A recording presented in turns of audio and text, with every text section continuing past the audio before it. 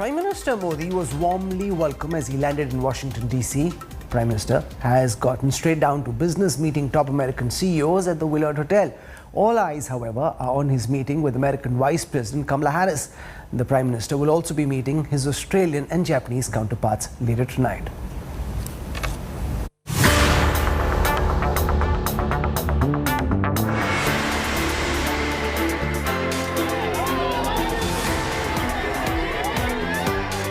After boarding Air India One in Delhi and some paperwork utilizing the long flight, Prime Minister Modi touched down at Maryland's Andrews Air Force Base for a 3-day tour.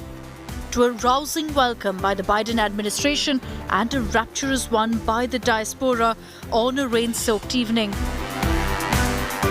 Modi stepped out of his motorcade to interact with the enthusiastic crowd, chanting his name and Bharat Mata Ki Jai.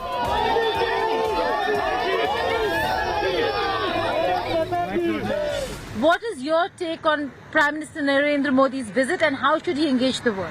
Well, as a student, I recognize that it's a monumental time with the issues that's going around the world, especially with Afghanistan and the tremors in the Indo-Pacific. So it's a monumental time and it's great to be here while the Prime Minister is here. I'm very happy and excited that Narendra Modi ji is, in our Washington DC here. And he is such a big leader. Everybody knows around the world, and he's bringing good thing for India. I look forward to this meeting especially.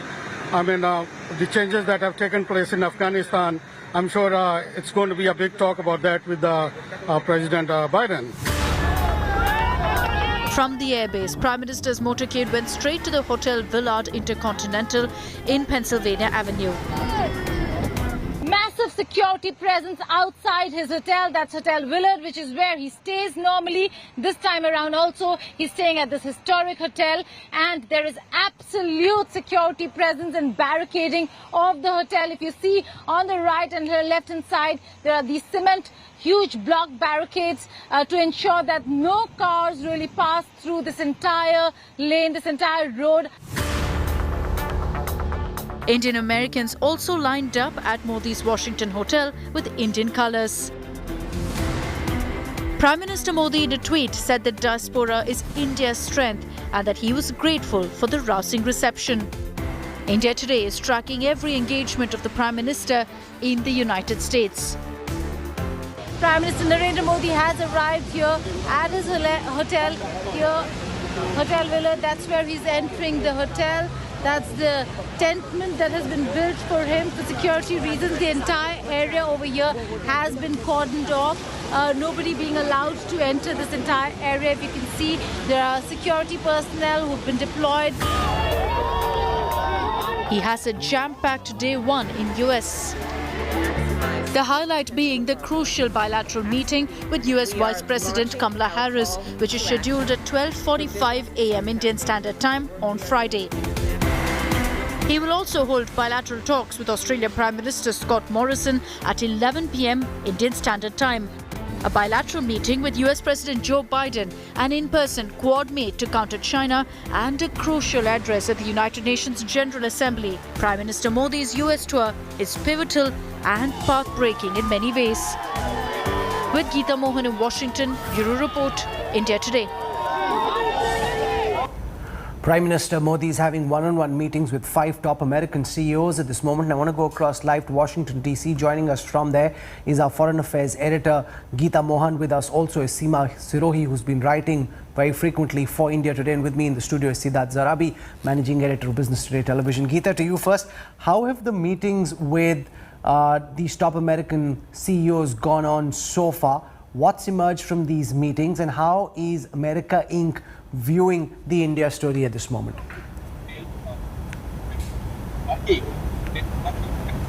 Well, the meetings are underway. 5 top CEOs of the United States of America, 2 of them, Rahul, of Indian origin. We are looking at the engagements from various sectors, and Prime Minister Narendra Modi has given 15 minutes each for the meeting. There's going to be a 5-minute briefing before the meeting begins. So each area, the sector that they're focusing on, there's going to be a briefing on that area, and then the meeting begins, 15 minutes slotted for each CEO. So the meetings are underway. We are given to understand that Qualcomm CEO Cristiano Amon concluded his meeting, and it is a very important part of the engagements that he's having, because this has to do with 5G technology. The fact that Qualcomm could spearhead 5G technology in India as well. And that's the reason why this one sector was chosen very carefully. Conversations have ended. We are yet to understand or get a detailed report on as to what really transpired. But what we're given to understand, Rahul, is this, that one, Prime Minister Narendra Modi is going to push for investments in a post-COVID world where economic recovery is essential. And on the other hand, he's also going to give a very, very careful listen to the CEOs as to what they want to ensure ease of doing business in India.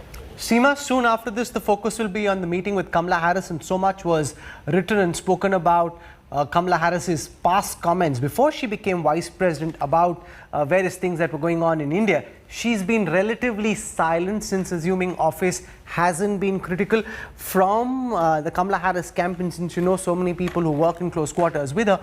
What are you picking up about how she's viewing India and what Kamala Harris is likely to take up with the Prime Minister when she meets in a few hours from now? I think the most important thing is that she is of South Asian origin, of Indian origin. She meets the Indian Prime Minister. That in itself is very landmark and historic. She'll raise all of the bilateral issues. They have mentioned the word democracy in one of the little briefings that we had. So perhaps some of those issues will come up, but lately, the Biden administration's stand on issues of human rights and democracies has been that, look, everybody is a work in progress, including the United States. It's a very humble, a very different approach from what I remember before, where they would just come down hard, the Americans. But this is not the time. They have many domestic issues going on over here that also raise questions about American democracy and its health.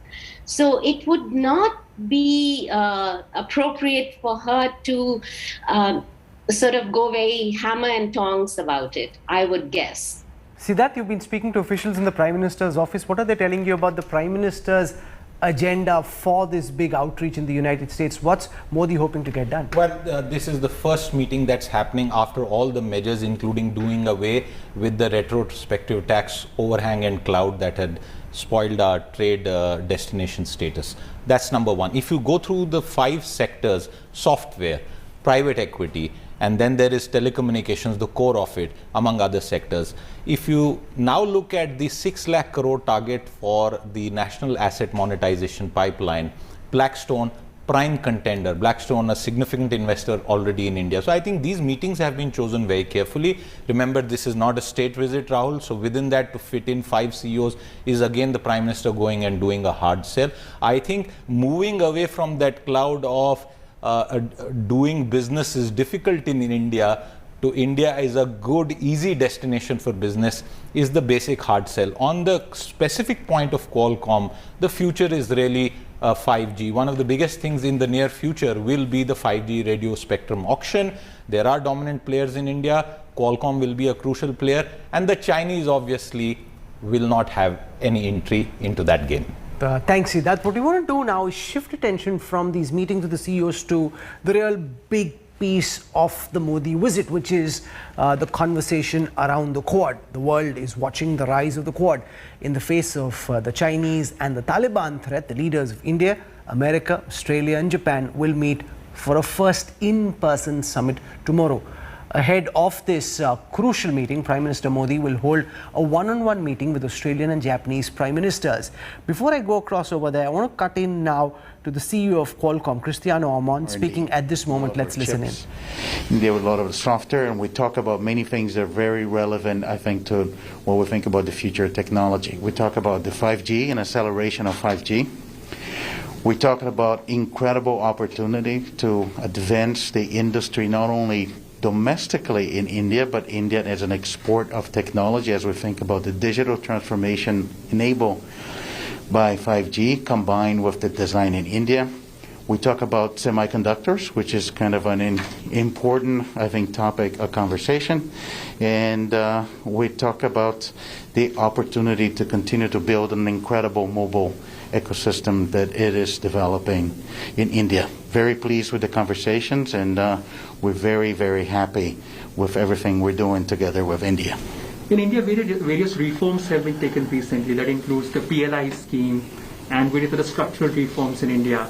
Do you think this will give a major push to the to the semiconductor sector, the 5G, the AI primarily? And of course, will this give you a point to invest or build up the capacity as far as supply chain diversification is concerned? We continue to invest in India in R&D. You know, we are a company that are 100% fabless, so we don't manufacture our own semiconductors. However, we see a lot of activity right now because of the necessity to geo-diversify and build a very resilient supply chain for semiconductors. We believe India could be an important destination, and if that infrastructure is available in India, we'll be very happy to partner with India.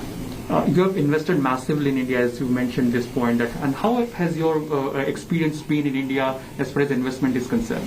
It's been a great place for invest, and not only to invest directly, but also to support other companies. For example, we have built a Qualcomm Design in India program that would today we help 77 startup companies in India design based on our technology. We have been investing with our venture, fund in new India startups, and we think we have been very successful to date with all the investments we made in India. How do you look at Prime Minister Narendra Modi's leadership as far as boosting business and investment in India? I think the approach to drive economic growth and making India a destination for investment has been very successful, and we welcome that. Thank you. That was the Qualcomm CEO there speaking on India today. I want to go across now to the Quad meeting, because that's really the centerpiece of Prime Minister Modi's trip to the United States. And remember, Quad was a word which India, Japan, weren't fully comfortable with till the big Chinese incursion, so till about 2019. We wanted to be a part of the Quad, but were very about antagonizing Beijing and didn't want to be very in your face. Now, this in-person meeting coming on the back of the Australia-UK United States alliance is another step in building a meta-narrative against China, where it's not a military alliance, but what is left unsaid is that this is a coming together of great democracies with a very clear intent of trying to clamp and curb China's hegemony and bullying tactics.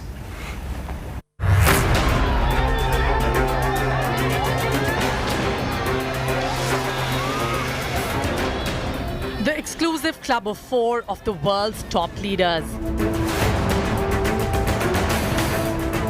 For the first time, all the Quad leaders sitting across the table. President Biden, Prime Minister Modi, the Australian and Japanese premiers meet on Friday to brainstorm on global and regional issues. The focus is the Indo-Pacific, but the summit being held in an eventful year will discuss the pandemic response, particularly strengthening the vaccine supply chain, along with climate change and education. Primarily, the focus is going to be how to ensure that China and Chinese aggression is contained in the entire Indo-Pacific region. There are many areas that will be covered when it comes to alliances, but also the focus will remain counter-terrorism, post-COVID recovery, is also supply chain resilience. These are very important aspects, but terrorism and the situation in Afghanistan certainly are going to be key. Ahead of the Quad summit, Prime Minister Modi will have one-on-one talks with Australian Prime Minister Scott Morrison and Japanese Prime Minister Yoshihide Suga. And 3 hours before the 4 leaders meet, the Prime Minister will hold his first bilateral meeting with President Biden. The summit in Washington will be closely monitored 11,000 kilometers away in Beijing. The quadrilateral grouping aims at countering the growing Chinese aggression in the Indo-Pacific region. Quad's target is a free and open Indo-Pacific, unconstrained by coercion. It's an informal strategic dialogue between four like-minded nations to negate China's expansionism.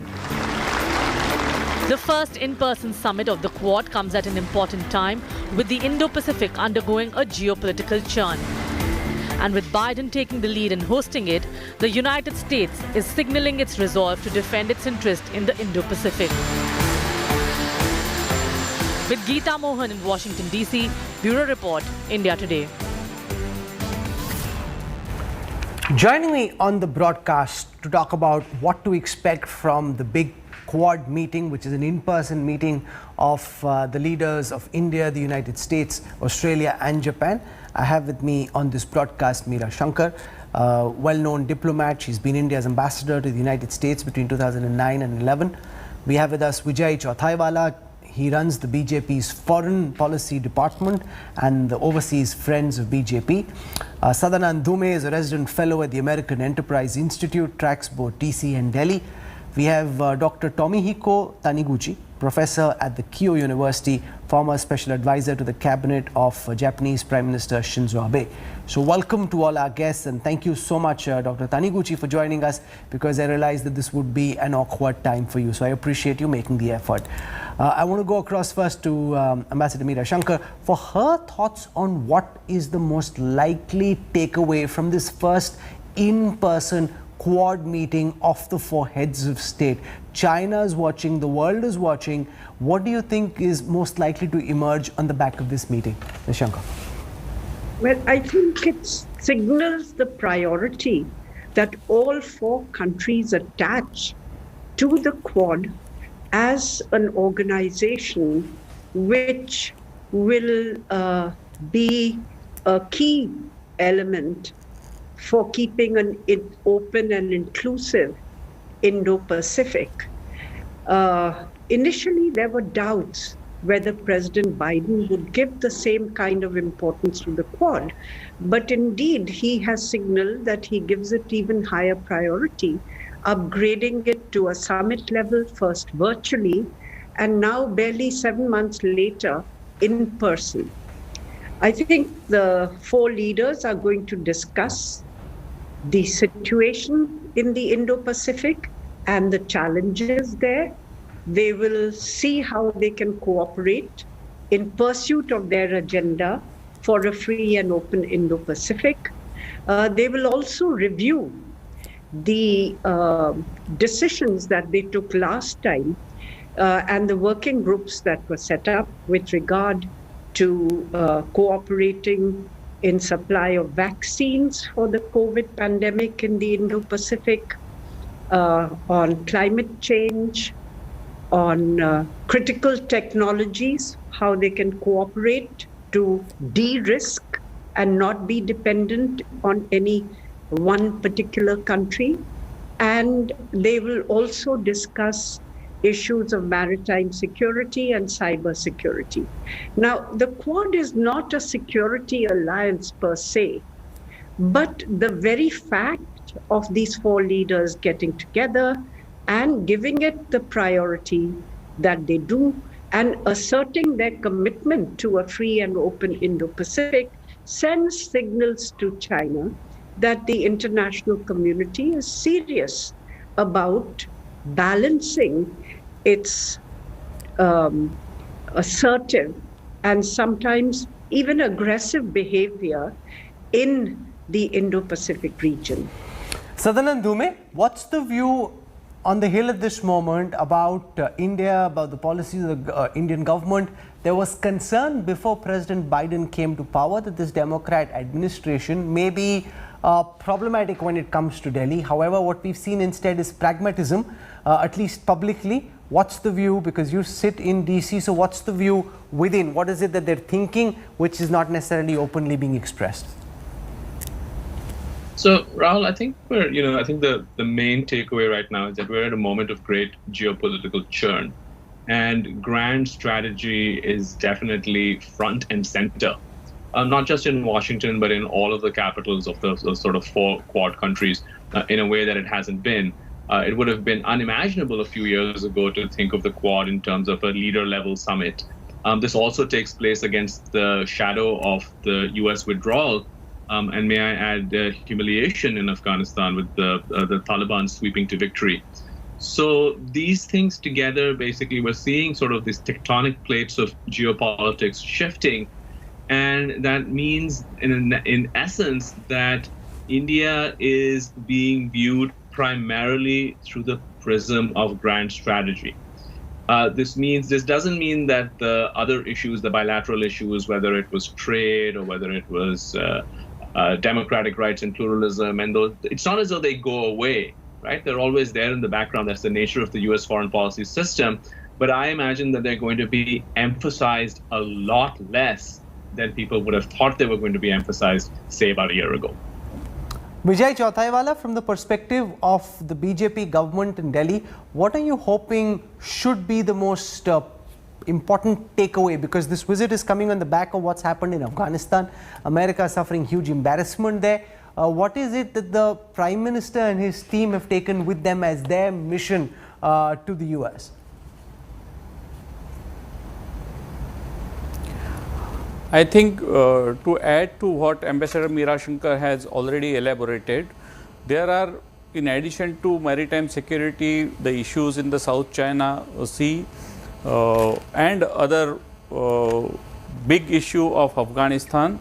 There are 2 or 3 more issues which Quad is very much would like to discuss in their summit. One is, of course, the vaccine, in which there is a great collaboration between India and US. Yesterday, Prime Minister has announced about it, President Biden has talked about it, and he has also acknowledged the contribution of India in the supply of vaccine. So that is going to be another important issue. Third would be the traffic of drugs and other illicit material coming out of Afghanistan. In addition to possible use of Afghan soil as a source of extremism and terrorism, that will be another important strategic point which India would definitely like to raise. And then the fourth would be, as Ambassador Meera Shankar has said, that this is not a security alliance, but several other issues on which there is a commonality between India and US and other countries, especially like climate change. That issue also is likely to emerge in the Quad summit. So on and all, it's a very comprehensive agenda on the table, and I can expect that there will be significant coherence of views in all these on all these issues, and it will come out as a future direction not only for next 1 year or 2 years, but maybe for a decade or so. Dr. Taniguchi, what's the view in Tokyo? Because we've seen Australia, the UK, Australia and the United States come together in an alliance, a very formidable military strategic alliance. The Quad isn't quite a military alliance, and none of the countries would like it to be, especially India and arguably even Japan. How would the Japanese government like to see the Quad emerge from here? Previous Prime Minister of Japan, Shinzo Abe, was very much keen on launching Quad. So he was very much glad that India gave a big nod like this to joining Quad. True, Quad is not a security alliance as of yet. However, with or without Quad, China is determined to play a very, very long game. The benchmark year the Chinese, or more precisely Xi Jinping, is looking at is 2049. As you know, the centenary year since the beginning of People's Republic of China. From now until 2049, China is determined to becoming stronger ever. And now is the time the recognition emerged among 4 leaders, 4 nations, that these 4 nations have to team up together to show to the Chinese when it comes to making norms, when it comes to making rules, it is the task to be shouldered not by you, I'm sorry, but by the leaders of these 4 maritime democracies. So the biggest takeaway I expect from this upcoming meeting is to pledge among those 4 leaders that they are here to stay, and the gathering Quad is going to be a long-term project. There has to be no doubt about it, and that's the strong message that 4 leaders have to give to the rest of the world, and certainly to the Chinese. Is there a concern in Tokyo that after what happened in Afghanistan, where America had to pull out in very embarrassing circumstances, especially given what happened next with the takeover of the Taliban, that the sense in Beijing is that America is diminished, it isn't the sole superpower it once was, and in the way that Beijing is building up its military and economic capacities, that the time for a critical mission, for example, the takeover of Taiwan, or at least pushing towards the takeover of Taiwan, is now around the corner? And how do you think the Quad can possibly help avert that? Well, when it comes to dealing with the United States, the Japanese have had much richer experiences, I have to say. After all, Japan and the United States fought one of the bloodiest wars between them. So if the Chinese people, especially Xi Jinping, thinks that the United States is a diminishing power, I would rather welcome that interpretation, because it leads the Chinese to make an ultimate failure. You don't have to underestimate, you cannot underestimate the United States. A lot of countries have failed to have that sort of misperception. True, the United States could have done Afghanistan, could have withdrawn from Afghanistan in a much more gracious way, perhaps in cooperation with the UK, France, Germany, and so on. But I think it's an opportune time for the United States to shift its focus, shift its limited sources to the most important area. That's the Indo-Pacific theater. For that matter, I think a lot of people in the Japanese policy-making circle have rather welcomed the decision made by Joe Biden. But Sadanand Dhume, the question that India is asking, as I suppose other friends of the United States as well, can the US be trusted in the manner in which they packed their Chinooks and left some of them on the tarmacs and walked away, leaving a lot of that military equipment to the Taliban? If they can fix it and get it working again, countries would wonder whether, to what extent can the United States be trusted, because they've shown in Afghanistan that all they care about are their own backs. Well, I'm just repeating what I heard from... as much a question of, I don't think it's as much a question of trust per se, right? So, for example, with the Japanese, the US have a long-term treaty alliance, as with Australia. But your larger point here is well taken, because I think from, if you're sitting in Tokyo, if you're sitting in Canberra, you can view the US withdrawal from Afghanistan in terms of refocusing its energies and attention on the Indo-Pacific, and in that sense that it's welcome. But if you're viewing it from New Delhi, you have to take into account the fact that Indian security has been compromised. If you see an upsurge in terrorism emanating from Afghanistan and Pakistan, we all know that the Taliban has been sponsored by the Pakistani military. We all remember what happened in the 1990s when it became a haven for terrorist groups that targeted India. If you see a repeat of that, then what you see is India is going to have to pay much more attention to what's happening on its western borders. And I imagine that one of the key issues that Prime Minister Modi is going to raise with the Quad is that, look, if you want India to pay more attention to the maritime domain and look eastward, then you have to help India in address its concerns on the land domain and looking westward. Meera Shankar, would this at some level taper the enthusiasm of the Indian establishment, especially given the warm embrace that we saw when the Chinese army raised its head and showed its designs? Given what's happened in Afghanistan, would India now like to keep multiple options open, not pitch themselves as firmly in the American camp as the US, for example, would like? I think India has always kept multiple options open. And as I mentioned, the Quad is not a security alliance. For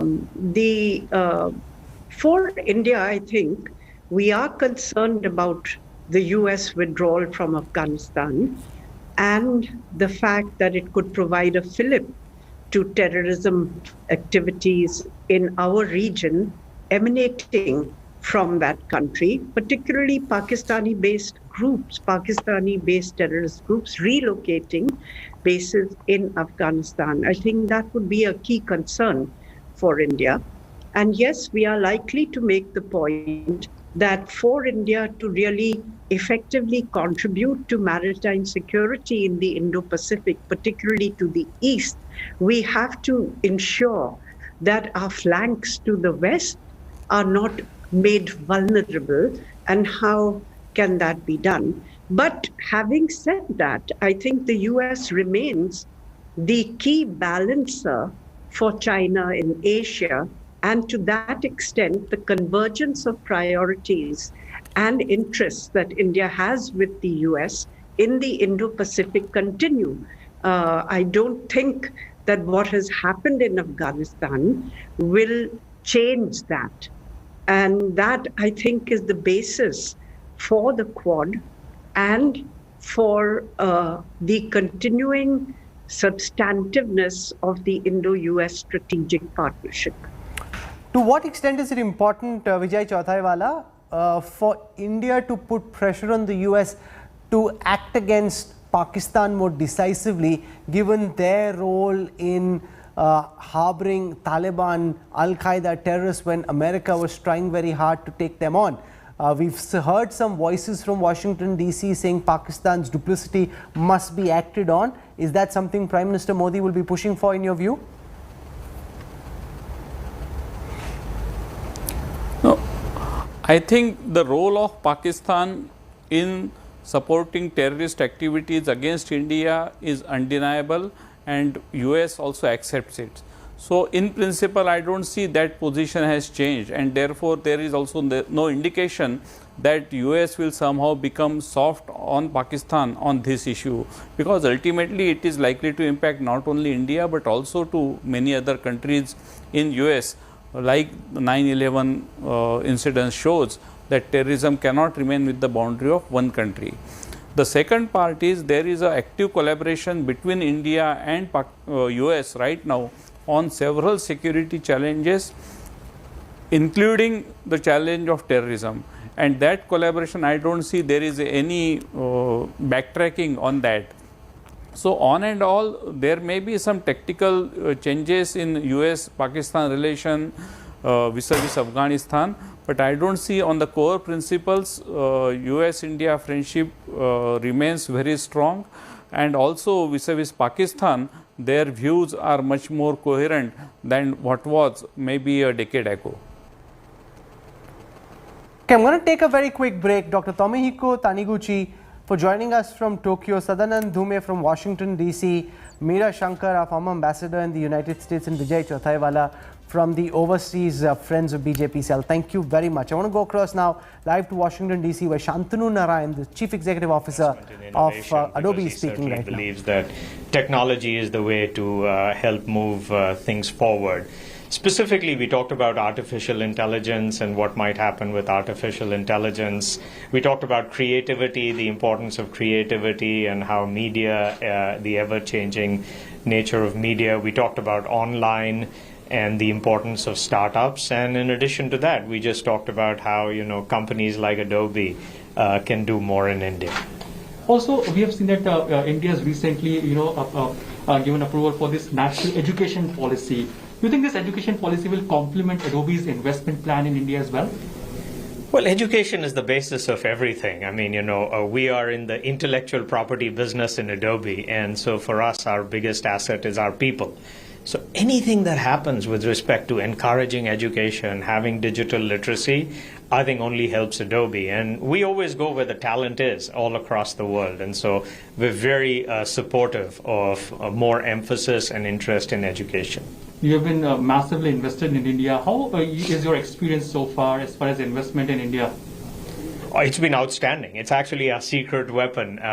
We started in India well before it was, fashionable to have an Indian facility. But we also said right from the beginning that we want the best, and we want to be able to file more patents and actually do fundamental innovation. So, we have multiple centers in India. We have it in Noida, in Bangalore, in Hyderabad, in addition to our sales offices all around the country. And it has been a home run.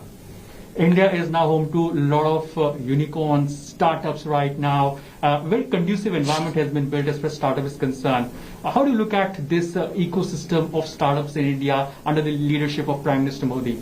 It's awesome. I think people in India have always been the biggest asset, and access to capital is now available. And I think what's really inspiring is that these Indian startups are actually having as their growth the entire world. So their aspirations are not restricted to India. They're actually thinking about how they conquer the world. And as an Indian American, I mean, what could be more inspiring or a matter of pride than seeing what the Prime Minister is doing to really encourage startups, to really encourage investment in India. So, a huge supporter and fan of what the Prime Minister is doing. My last question, in this post-COVID pandemic time, would you be increasing your capacities, investment as far as AI is concerned, 5G technology is concerned? What is primarily your outlook as far as investment in India is concerned? Well, India is a big area of investment for us. Adobe has 3 growth initiatives, everything around creativity, document productivity, and powering digital businesses. And artificial intelligence is going to change how all those 3 solutions are delivered. So we intend to continue to invest heavily in India. Thank you so much for talking to us.